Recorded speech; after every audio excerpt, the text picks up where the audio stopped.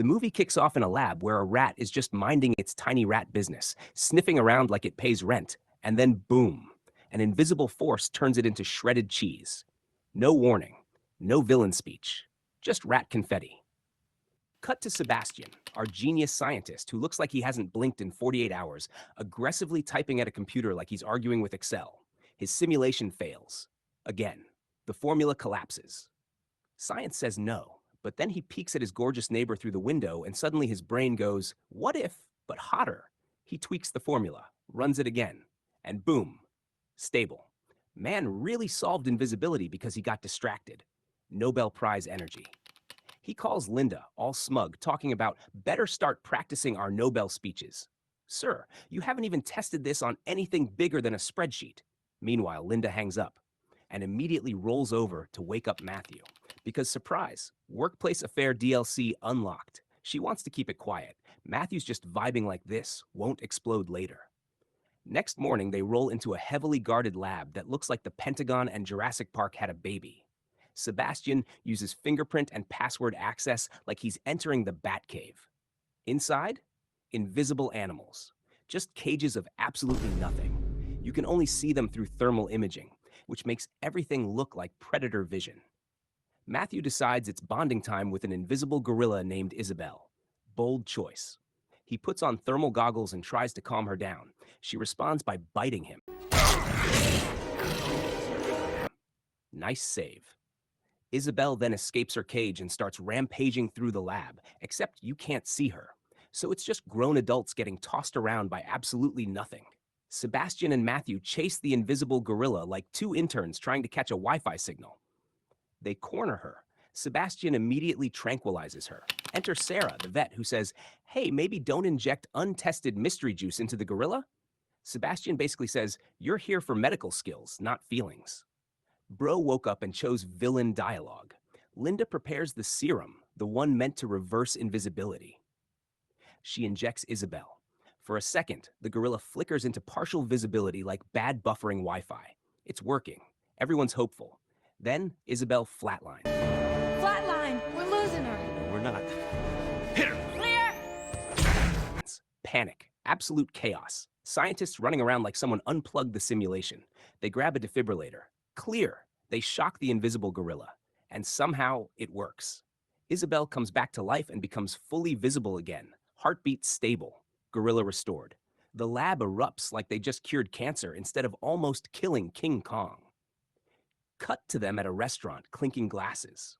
Because nothing says ethical science like cocktails after near-fatal experimentation. A week later, Sebastian presents their findings to a Pentagon committee. He proudly announces they can turn animals invisible. Dr. Kramer asks the obvious question. Cool, can you reverse it? Sebastian lies straight to the man's face and says no. Linda and Matthew exchange that, oh no, he didn't look, but stay quiet. Cowards and business casual. Dr. Kramer warns them, find the reversion soon or you're replaced. Outside, Linda confronts Sebastian about the lie. He says if the Pentagon knew they solved it, they'd take over the project completely. So instead of, I don't know, reporting success, he decides the better plan is unauthorized human trials. Matthew is sweating. Logical response. Sebastian dismisses him like he's complaining about cafeteria food. Later, Sebastian gathers the team and announces the risky plan. Sarah is like, there is no way this got approved. Sebastian basically says approval is a suggestion. Then, in peak ego mode, he declares he'll be the first human test subject. Man said, if anyone's going to become a walking ghost disaster, it's me. On the day of the procedure, Matthew tries to talk Sebastian out of the experiment, probably using logic and common sense, two things that bounce off Sebastian like Nerf darts. Sebastian mocks him because apparently ego is now a controlled substance in this lab. They strap him down on a table, hook him up to IVs, wires, monitors. Man looks like he's about to download iOS 47. He admits he's tense. Elevated heart rate, you think? They irradiate the serum like it's a Marvel origin story and bring it over. Sebastian insists on injecting it himself so no one can be blamed if things go wrong. He injects. Everyone stares. Nothing happens. Awkward. Then suddenly his body starts convulsing like he swallowed a live power cable. Patches of invisibility flicker across his skin. Man's turning into bad CGI in real time. He screams. Vital signs go insane. Heart rate spiking like crypto in 2021. The team grabs the defibrillator just in case he decides to die for drama. Matthew says wait, because now Sebastian is stabilizing mid-transformation. That's it. He's gone.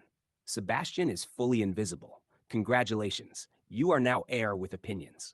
He's unconscious for 17 hours because apparently turning into nothing is exhausting. When he wakes up, he's in pain and asks them to turn off the lights. They gently explain that his eyelids are transparent. He can't close them. Imagine permanent wide awake at 3 a.m. mode. He stands in front of a mirror and sees nothing, just vibes. Returns to the lab and jump scares everyone because they forgot he's technically a haunted house now. They use thermal goggles to track him like he's Bigfoot with a PhD. Matthew and Linda escort him back to his room and set up observation monitors like he's a very unstable Wi-Fi signal. Later, Sarah falls asleep during her shift. Bold move in Ghost Central. Sebastian sneaks into the observation room and touches her. That didn't take long. When she wakes up, he's magically back in bed pretending to be innocent oxygen.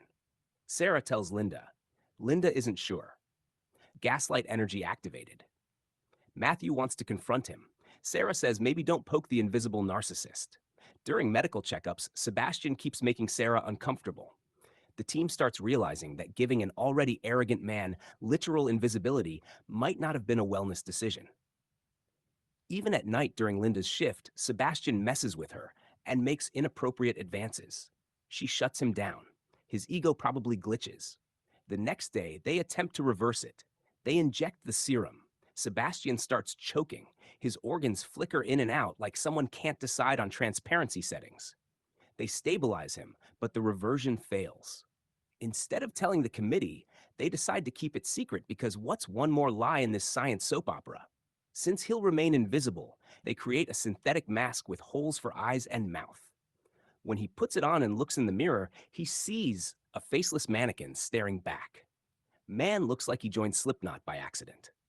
Meanwhile, Linda and Matthew try to work on the formula from home. They struggle. Matthew admits he's not on Sebastian's genius level, except of course when it comes to basic human decency. There he's miles ahead. As days pass, Sebastian gets physically and psychologically worse. Continuous testing is wrecking him. He argues with Matthew. Linda comforts him like this isn't slowly turning into a supervillain documentary.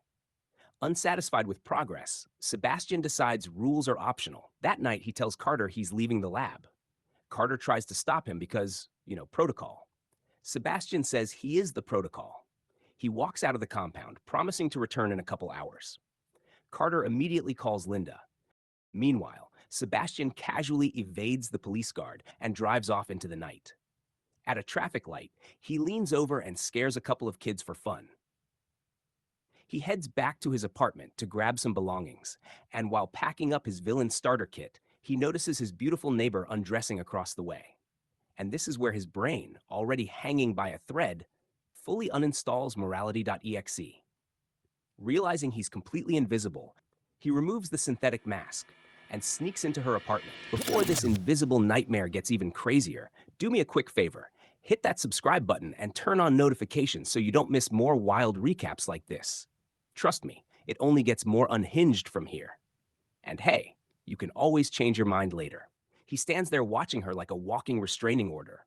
Then he assaults her. No hesitation, no conflict, just straight up invisibility removed my last ounce of humanity. Back at the lab, Linda arrives at Sebastian's apartment, finds the mask, and immediately realizes he's been there. The team gears up to find him, while also desperately agreeing, let's keep this secret. Then Sebastian just strolls back into the lab like he went out for milk, claims he only grabbed a few things. Linda confronts him. Matthew questions why he was outside in public. Sebastian responds by flexing his project leader title like it's diplomatic immunity. When he gets aggressive, Linda threatens to report him if he leaves again. You can practically hear his ego crack. The next day, Matthew thinks he's cracked the reversion formula. He explains it to the team. Simulation climbs, 60%, 80%, 95%, and then it crashes. Sebastian explodes in anger and storms out like someone just canceled his Nobel subscription. Later, he tampers with the security cameras to make it look like he's sleeping peacefully in the lab. Meanwhile, he's at Linda's apartment spying on her. Unfortunately for him, Matthew shows up too. Sebastian watches them together and loses his invisible mind. He smashes the window in a jealous rage. Linda instantly knows. She calls the lab to check the cameras. The cameras show Sebastian in bed all night. Gaslighting, but make it high tech. Meanwhile, Sebastian returns to the lab and brutally kills a dog. Why? Because the script said full villain arc unlocked. The next morning, Sarah finds the dead dog and confronts Sebastian. He casually denies it. The cameras back him up, because of course they do. Linda knows he tampered with them. She calls everyone together. They decide it's finally time to tell their seniors. Unbeknownst to them, Sebastian is standing right outside listening. Because walls are just suggestions now. Linda and Matthew go to Dr. Kramer's house and spill everything. Kramer is furious, but agrees to call the necessary people. Outside, invisible Sebastian is just standing there like a very patient horror movie. After Linda and Matthew leave, Kramer tries to make the call. Phone line dead. Suddenly, Sebastian appears, drags Kramer to his pool, and drowns him. No dramatic speech. The next day, Linda returns to the lab. Sebastian pops up and casually says it's going to be a busy day. Matthew mentions Sebastian came back at 3 a.m. Then they learn Kramer drowned last night. Linda tries calling the general. Line drops. No outside connection. They realize Sebastian has cut them off completely. K1 Delta 835. Authorization invalid. They are trapped inside the lab with an invisible, unstable genius who now enjoys this power. While searching, they find a technician's dead body outside the door. Panic mode activated. Matthew and Carter gear up to hunt him. The rest stay back. Sebastian jump scares them mid-hunt, because of course he does. Matthew panics and fires, and instead of hitting the invisible menace, he blasts a pipe. Suddenly, steam floods the corridor, and boom, Sebastian becomes visible in vapor form. Carter gets caught in the crossfire and ends up fatally injured. In the confusion, Sebastian escapes and locks Matthew inside a tunnel. Then he cranks up the temperature to make himself invisible again. The thermal goggles? Useless. Linda runs to help Matthew while the others try to save Carter. Sarah and Frank find him bleeding out.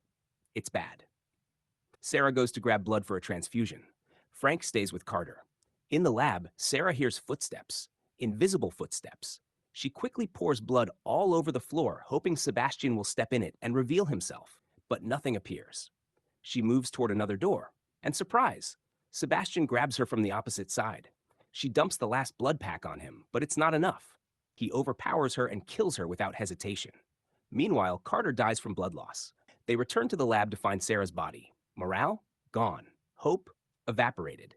Frank gets distracted for half a second, and Sebastian sneaks up behind him and caves his skull in with a metal crowbar. He then injures Matthew with it and locks Matthew and Linda in the freezer. Because why not add hypothermia to the list? Inside the freezer, Matthew is bleeding and fading. Linda duct tapes his wound shut. Meanwhile, Sebastian is upstairs preparing to escape. He mixes a chemical concoction and tosses it like a grenade to test it. It explodes. Back in the freezer, Linda MacGyver's a magnet using a defibrillator. She pulls the lever open and drags Matthew out. Then she sets a fire to warm him up. Hypothermia solved. OSHA crying. She grabs a flamethrower and starts hunting. Elsewhere, Sebastian rigs a bomb with his homemade explosive and sets it for 5 minutes, then tries to leave via elevator. Linda catches him and blasts him with the flamethrower. Kevin Bacon gets roasted like Sunday barbecue. Sebastian runs, screaming. Linda activates the sprinkler system so she can see him through the water. Smart again. But this man refuses to stay down. He ambushes her and starts choking her with his leg like a deranged yoga instructor. Matthew arrives just in time and knocks Sebastian out. Except he gets back up immediately. He swings the crowbar at them, misses completely, and smashes the electrical grid instead. Sebastian gets fried like overcooked plantain. Pan-fried villain. They assume he's dead and start searching for the bomb. They can't find it. We gotta stop it. No, we can't. Come on. There's an access ladder and you climb. Do I have a choice?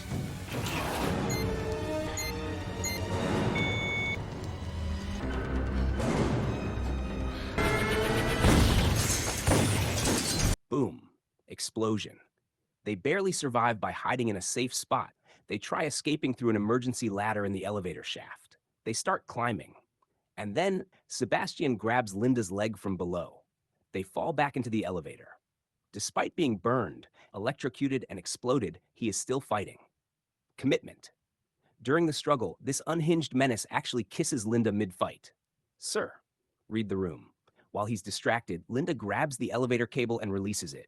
The elevator drops. Sebastian falls into the fire below, charred, roasted, extra crispy. Linda climbs to safety. She reunites with Matthew. They walk out of the burning building alive, traumatized, and probably never trusting science again. And somewhere in the ashes, invisibility finally loses. If you enjoyed this chaotic recap and want more movies explained with a little less sanity and a lot more fun, hit subscribe and turn on notifications so you don't miss the next one. And hey, you can always change your mind later.